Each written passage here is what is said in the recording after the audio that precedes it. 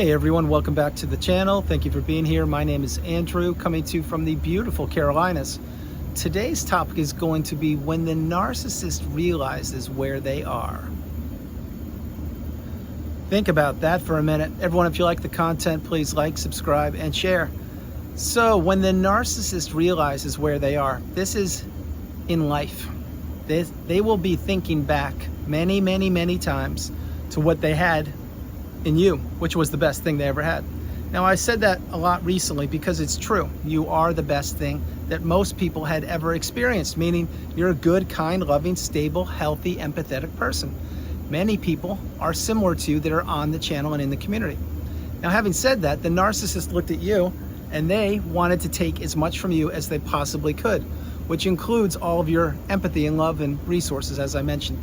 But what the narcissist doesn't realize is when that relationship ended, what will you be doing? I'll tell you what you would be doing. You would be healing, even though you didn't know that you had to heal from the relationship, but now you're understanding that you do have to heal from the relationship because this is the relationship you need to heal from. But the narcissist just went on to a new source of supply, and they were thinking that the grass was greener. They were thinking that that person would provide some similar resources that you could provide, or that you did provide, I should say. Well, the grass isn't always greener. Many times the narcissist encounters a much bigger narcissist. Many times the narcissist is fooled and manipulated themselves. Many times the narcissist may even meet somebody who is a greater threat and or danger than the narcissist, if you can read between the lines. But when the narcissist went on to the new supply, they thought that they hit pay dirt. They thought that they could find another person to elevate them through life for a period of time, which was the new supply, and that's probably what happened. But the point being is they didn't think that you would heal. They didn't think that you were strong enough to put yourself back together. They didn't think that you would figure out that they were a narcissist or a toxic person. They didn't believe that you would pick yourself up by the bootstraps, dust yourself off, heal, and rise through the ashes like a phoenix and put yourself back together and enter what I call the third version of you, the strongest, most galvanized version of you known to humankind. That's a person who has healed from post-narcissistic, from the relationship, and they put themselves back together. And that is a very powerful and dangerous person. Why I said dangerous is because you now can see the world through a brand new, different set of eyes. You're not looking at it through rose-tinted glasses. You're now seeing people for who they are. This is a superpower. It's a superpower on steroids when you understand that coming through the cycle and putting yourself back together, it was the path. There was no other way. You had to do it. You couldn't just go back out into everyday life and act like everything was great. No, you couldn't do that. I couldn't do it either. But this is what your path was. This is what you are doing or you have done, which is putting yourself back together. What did the narcissist do? They didn't have to put themselves back together because there's nothing that they have to put back together, because there's nothing inside of them other than misery, anxiety, misdirection. Smoke and mirrors is what it is inside of the narcissist. There's no authenticity. There's no genuineness. There's nothing but just toxicity.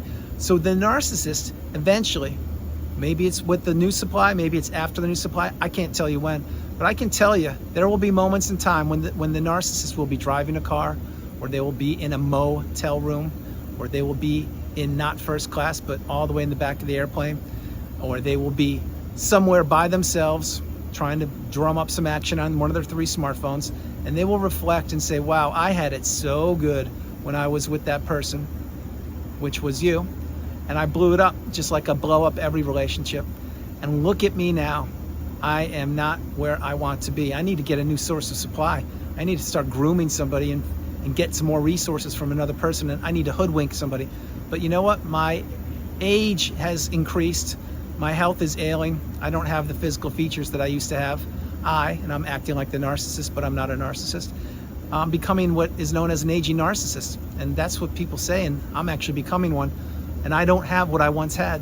I don't have a kind, loving, stable, healthy person in my life that I can manipulate and use and abuse. You see, this is what the narcissist does. Every once in a while, they will have to go back in time and compare the current fuel source with the former fuel sources. And they will say to themselves, wow, this one's doing great. This one was the best. This one didn't have that much in the tank.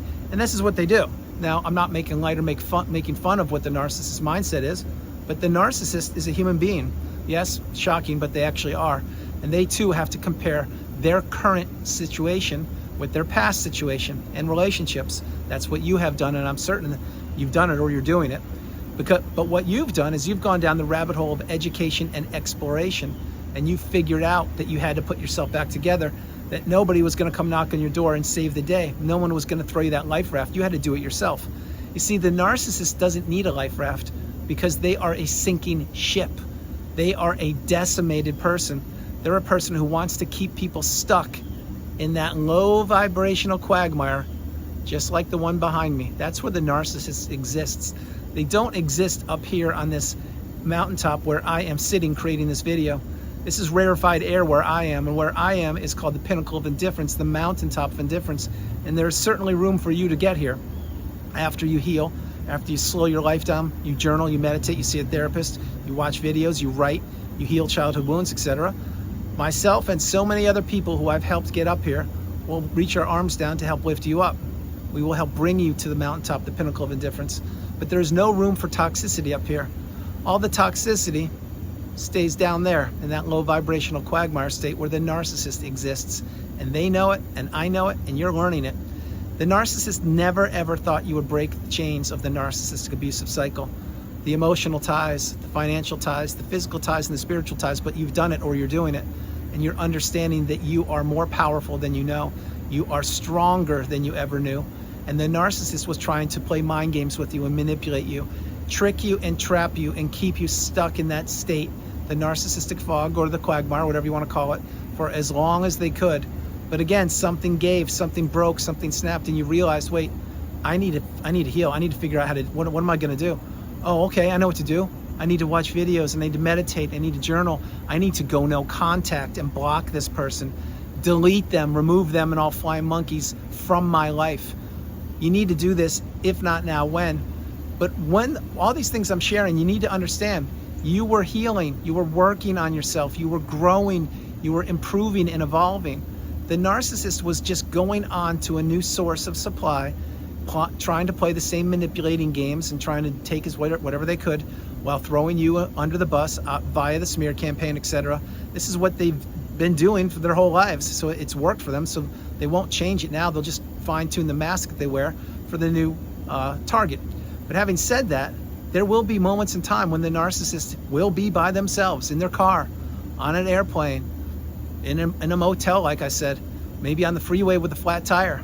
Maybe they're on the beach somewhere and the beach is desolate because no one wants to be around them. Who knows where the narcissist is? Who cares where the narcissist is?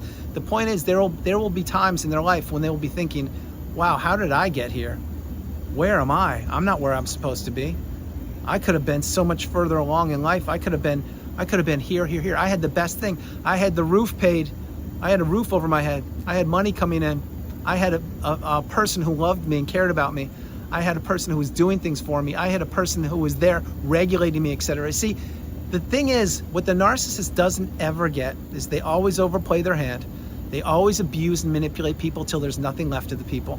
And then those people have to heal if they're fortunate enough to figure out what narcissism is. And they have to put themselves back together, which is what you're doing and I've done.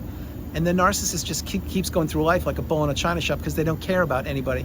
But what they don't get is the more they press on the gas pedal of abuse and the more lives they destroy and the more relationships they blow up, the more people are catching on to these people. The more people are becoming educated and empowered, and they're not tolerating the poor behaviors that they perhaps used to before the interwebs and the smartphones, because people are now getting part of the collective consciousness. They're now understanding that what should be tolerated, more importantly, what shouldn't be tolerated, meaning gaslighting or being hung up on. Remember, the narcissist would hang up on you on the phone, or being blame shifting for their poor behavior, and they were dumping it on you, or being triangulated. My least favorite thing these people do, inserting a person into the relationship with you and the narcissist, whether that person exists or not, doesn't matter, but they're making you work harder for them and for the relationship. See, the games of the narcissistic abusive relationship will always continue by the narcissist. They will always be looking to fool people and trick them and trap them. And they did capture you for that period of time, which was the length of the relationship. But they no longer can have their dirty fangs sunken into you, because they had the best thing they would ever have on this planet in you. And you figured them out, and you healed, or you are healing, And now that's why you go no contact, etc. But flip it back to the narcissist. There will be many, many moments in time when they would say, wow, what was I thinking? What did I do? I can't believe this. The person I was with, which was you, is now living their best life. They're now falling in love again. They're now relocated halfway around the world. They've put themselves back together. They're now taking a class, teaching a class, reading a book, writing a book. They're stronger than ever. And I did my best to take them down for the count. And look at me. I don't have anybody. I'm an empty shell of myself. And that's saying a lot because I'm a narcissist. Not me, really. I'm acting like the narcissist. Because I am really a callous individual who wants to crush people's souls, but no one's playing the game any longer. No one's buying the ticket to the show I'm performing for. No one's showing up in the texts I'm texting out. No one's following me on social media any longer and taking a bite of this. Why? Because I'm losing my charm. I'm losing my winks of the eye. I'm losing the rosy cheeks. I'm losing it. Yes, the narcissist does become the aging narcissist, and they do fail at most relationships, not only throughout their life, but specifically as they get older, because they get more petulant, they become more self-entitled, and they become more obnoxious, if you will. Before I close the video, remember, the narcissist does not believe that the rules apply to them.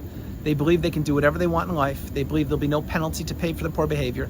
They don't believe anyone will ever figure them out. But what they really don't realize is down the road, they're gonna find themselves with their children not talking to them, with all of their ex-partners not wanting anything to do with them, with their siblings blocking them, with their parents wanting nothing to do with them, with their besties of 20 plus years figuring out that they're the narcissist and they want nothing to do with them. And this is a very pivotal part for the existence of the narcissist, because many times people think that the narcissist has gone on and they're living their best life and it's all puppies and rainbows and unicorns and butterflies and all the selfies on the social media platforms of the pictures they're posting are just too good to be true. Well, they are too good to be true because the narcissist is using selfies, etc. The narcissist is not living their best life. If you think for a minute that they are, they're not. If you think the new supply has a great with the narcissist, think again. The new supply is getting peppered with abuse day in and day out, just like you were. Don't be fooled. Don't believe for a moment that the new supply has it good. And don't believe for a moment that the narcissist has it good. The narcissist still has to live in their tiny little pea brain 24 hours, 7 days a week. They still need to remember and replay all the toxicity they've administered throughout their life. They still need to try to remember the lies that they've told. They still need to try to remember why they're blocked by hundreds, if not thousands of people. They still need to try to remember that who they tell themselves they are is not who they are at all. And they still need to remember to change the mask minute by minute, maybe even hour by hour. And this is what the crux of the narcissist's existence is. They can't be authentic. They can't be genuine. They can't build people up. They need to destroy people and people's lives and relationships and hopes and dreams and aspirations. But this will come back to haunt the narcissist many, many times. If it hasn't already, believe me, it will. Maybe it won't be tonight. Maybe it won't be tomorrow. Maybe it will be tonight. Maybe it will be tomorrow. But the narcissist will face such a horrible existence down the road that they will be scratching their own head now filled with gray hairs, maybe even bald, who knows, and they'll be saying to themselves, wow, I had the best thing I ever had in you, and I blew it, just like I blow every relationship. What was I thinking? Well, what you were thinking, narcissist, is that the person that you discarded wouldn't heal. They wouldn't figure out who you were, and they wouldn't rise through the ashes like a phoenix and put themselves back together. But that's what we have done, or that's what we're doing. So now, again, before I close the video, that's why we need to remember who the narcissist was. We need to remember the damage that they inflicted, and we need to take the lifelong learning lessons from the past and not predict the future, and we need to live in the present moment, in the here and the now. Remember, the narcissist lives for the moment. You live in the present moment. There's a huge difference.